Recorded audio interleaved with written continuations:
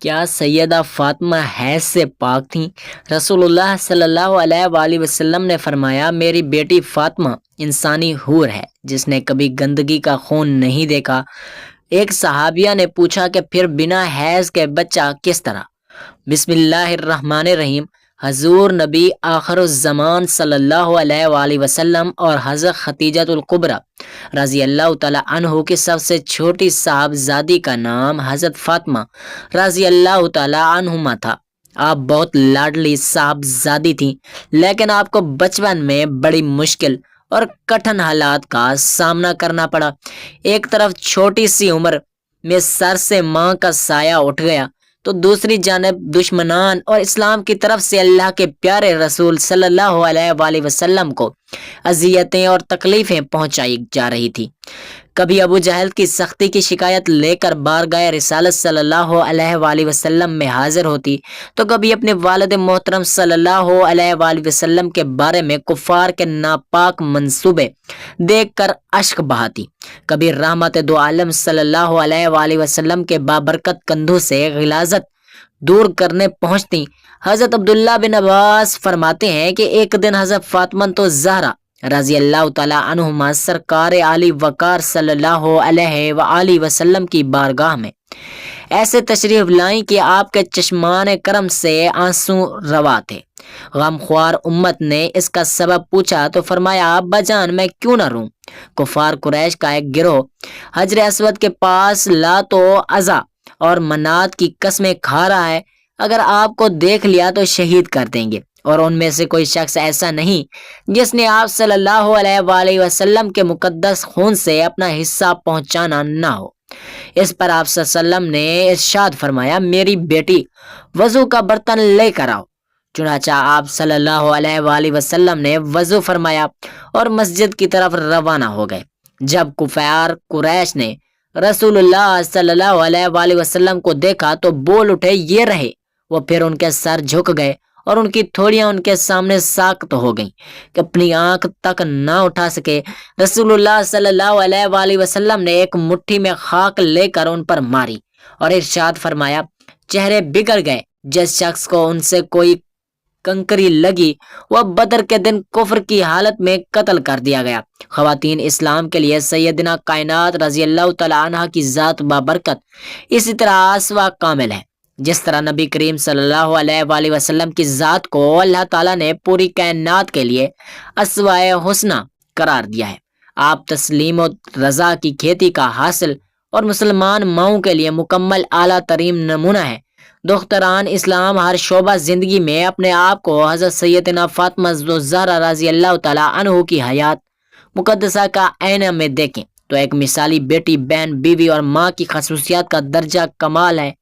شہزادی کونین اور شمع شبستان حرم نبوی صلی اللہ علیہ وآلہ وسلم حضرت سید فاطمہ الزہرا رضی اللہ تعالی عنہ کی پاکیزہ سیرت اور حیات طیبہ ہر دور کی مسلمان خواتین کے لیے ہر لحاظ سے نمونہ کمال اور واجب الاتباع ہے۔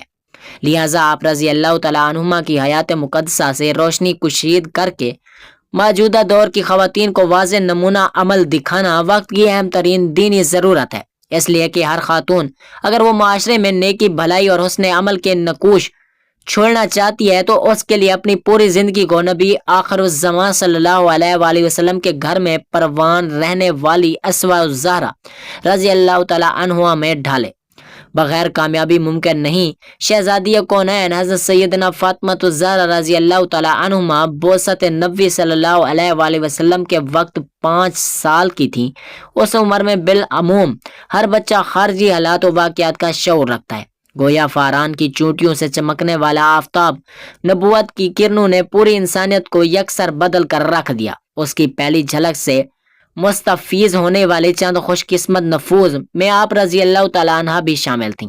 نبی اکرم صلی اللہ علیہ وآلہ وسلم جب غار ہرا سے کئی دنوں بعد لوٹتے تو یقیناً ننھی سیدہ دوڑ کر دروازے پر آپ صلی اللہ علیہ وسلم کا استقبال کرتی اور سرور کائنات صلی اللہ علیہ وآلہ وسلم نے لپک کر ان کو اپنے منور سینے سے لگاتے ہوئے یوں ابتدائے وحی اور اس کی جملہ کیفیات نہ صرف آپ نے ملاحظہ فرمائی بلکہ تجلیات و اعلیٰ کو بالواسطہ جذب کرنے کا موقع بھی ملتا رہا۔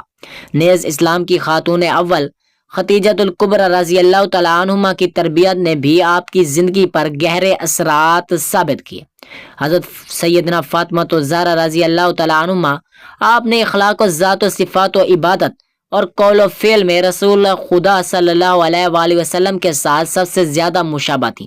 ایسا کیوں نہ ہوتا، آپ رضی اللہ تعالیٰ عنہ بچپن سے لے کر تادم زیست حضور اکرم صلی اللہ علیہ وآلہ وسلم کے جتنے قریب رہی ہیں، اس کا لازمی تقاضا بھی یہی تھا، اور پھر آپ ہی سے حضور اکرم صلی اللہ علیہ وسلم کا نسب مبارک آگے چلنا تھا۔ اس لیے قدرت نے آپ کو رسالت محمدی صلی اللہ علیہ وآلہ وسلم کا مکمل طور پر بنا دیا۔ یہی حالت سیدنا امام حسن، سیدنا امام حسین اور اہل بیت کی تھی، جس کو بھی دیکھیں وہ قول و عمل میں حضور اکرم صلی اللہ علیہ وسلم کی مکمل شیبہ لگتا تھا۔ حضرت سیدنا فاطمہ رضی اللہ تعالیٰ عنہا نے مبدأ و فیض صلی اللہ علیہ وآلہ وسلم سے فیوزات ظاہری اور باطنی کے علاوہ ذہانت کا وافر حصہ پایا تھا۔ اس لیے ہر ذہین بچے کی طرح آپ بھی مظاہر قدرت کو دیکھ کر اس کے خالق کا سراغ لگاتی تھی۔ حضرت سیدنا فاطمہ الزہرا اللہ تعالیٰ کی ساری زندگی فکر و فاقہ اور تنگ دستی میں گزری۔ کونین کے مالک کی لاڈلی 2-2 3 دن کچھ کھائے پیے بغیر گزار دیتی، لیکن حرف شکایت زبان پر نہ لاتی۔ حضرت علی المرتضیٰ رضی اللہ تعالیٰ عنہ دینی فرائض سے فرصت پا کر محنت مزدوری کرتے، جو ملتا لا کر سیدنا کائنات کے ہاتھ میں رکھ دیتے، اور آپ رضی اللہ تعالیٰ عنہما اسے صبر و شکر کے ساتھ قبول فرما لیتی۔ کبھی ایسا نہیں ہوا کہ فکر و تنگ دستی آپ دونوں کی خوشگوار تعلقات پر اثر انداز ہوئی ہو۔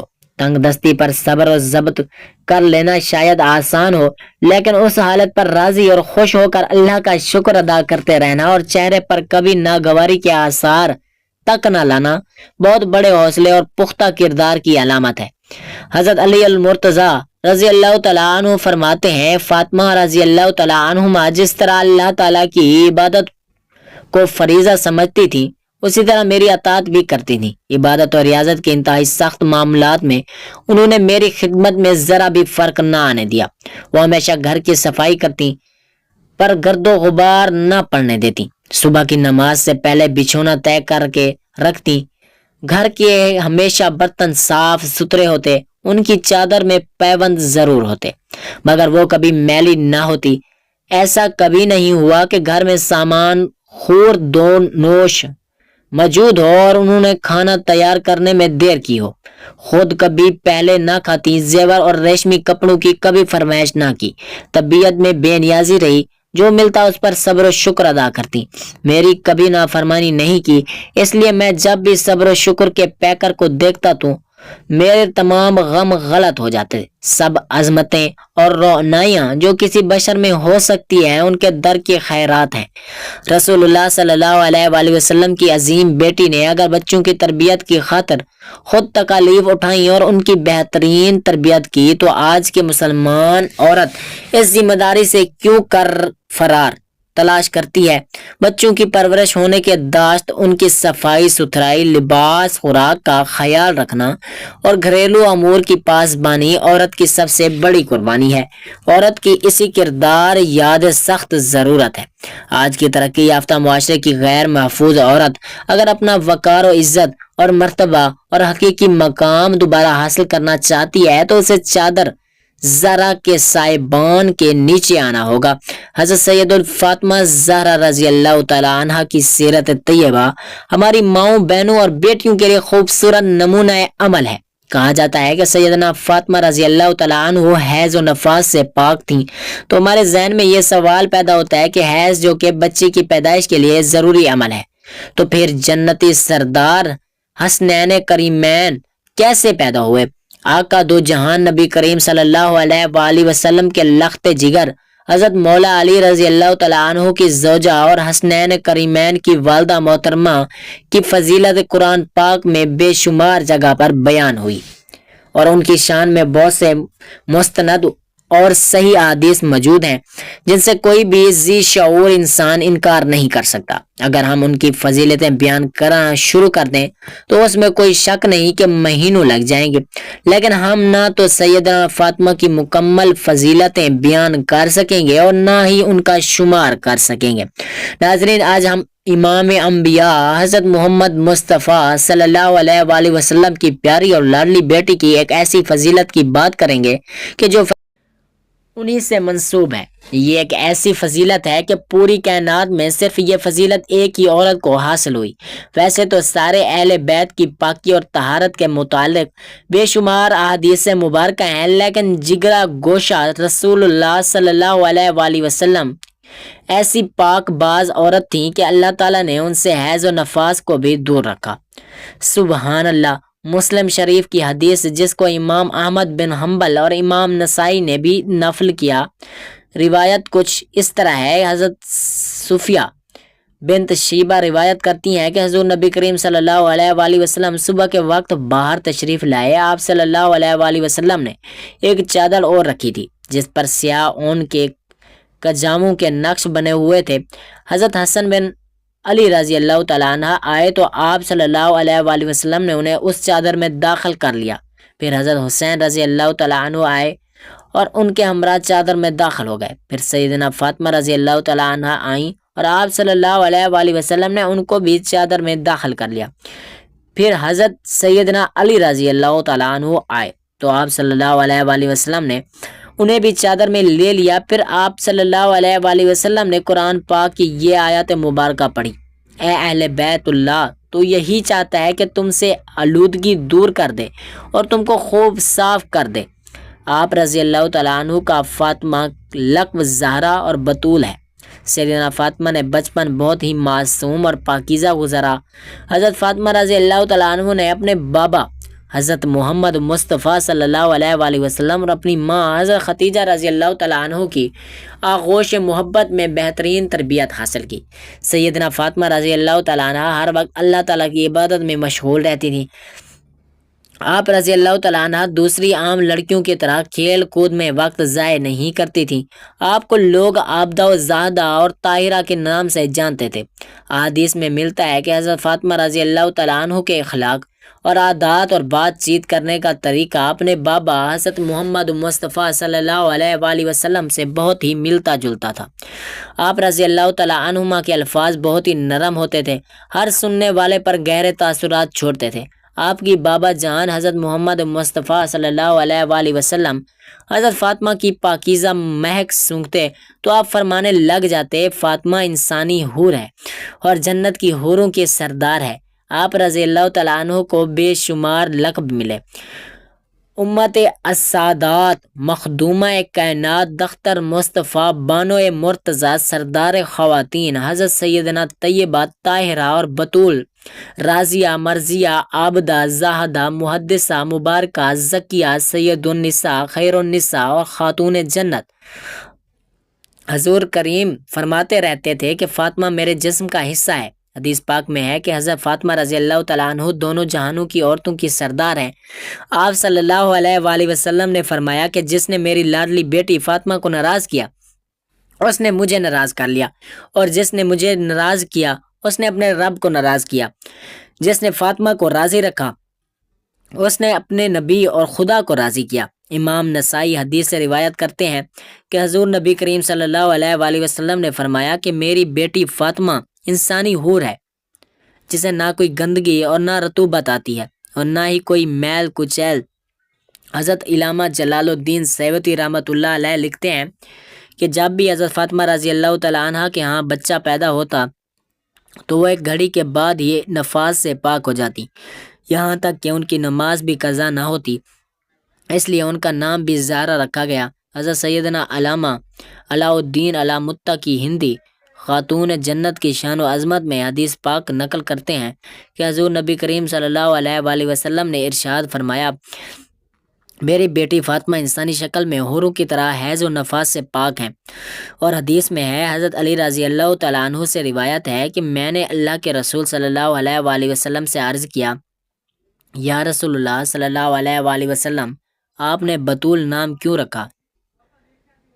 تو آپ نے فرمایا ایک حضرت مریم بطول تھی اور دوسری فاطمہ بطول ہیں۔ بطول وہ ہیں جس نے سرخی نہ دیکھی۔ اللہ تعالیٰ نے حضرت محمد مصطفیٰ سے وعدہ کیا کہ میں حضرت فاطمہ کو تمام غلاظتوں سے پاک و صاف رکھوں گا۔ یہی وجہ ہے کہ اللہ تعالیٰ نے حضرت فاطمہ کو ہر قسم کی گندگی سے پاک اور صاف رکھا تھا۔ حضرت فاطمہ اپنے بابا آقا دو جہاں حضرت محمد مصطفیٰ سے بہت ہی مشابہت رکھتی تھیں۔ آپ جب چلتی تھیں تو دیکھنے والے کو حضرت محمد مصطفیٰ صلی اللہ علیہ وآلہ وسلم کی یاد آ جاتی تھی۔ آپ کا لہجہ، بات کرنے کا طریقہ، کھانا پینا، اٹھنا بیٹھنا اپنے والد گرامی جیسا تھا۔ اکثر لوگوں کے ذہن میں اس سوال پیدا ہوتا تھا کہ جب سیدنا فاطمہ رضی اللہ تعالیٰ عنہ حیض و نفاس سے پاک تھیں تو پھر ان کی اولاد کیسے ہوئی؟ حیض اصل میں ایک طبیعتی مظہر ہے جس سے ہر مہینے عورت بلوغت سے سنیاز تک دوچار ہوتی ہے۔ اسی حیض کے خون سے ہی بچے کی پرورش کی جاتی ہے۔ یہ اللہ تعالیٰ کا نظام ہے، لیکن یہاں بات اس خاندان کی ہو رہی ہے جن کے لیے اللہ پاک نے یہ کائنات بنائی۔ اس کے لیے جب بات تخلیق کے کائنات حضور اکرم صلی اللہ علیہ وآلہ وسلم کی بیٹی کی ہو تو اللہ پاک نے اس کائنات کے نظام کو ہی بدل کر رکھ دیا۔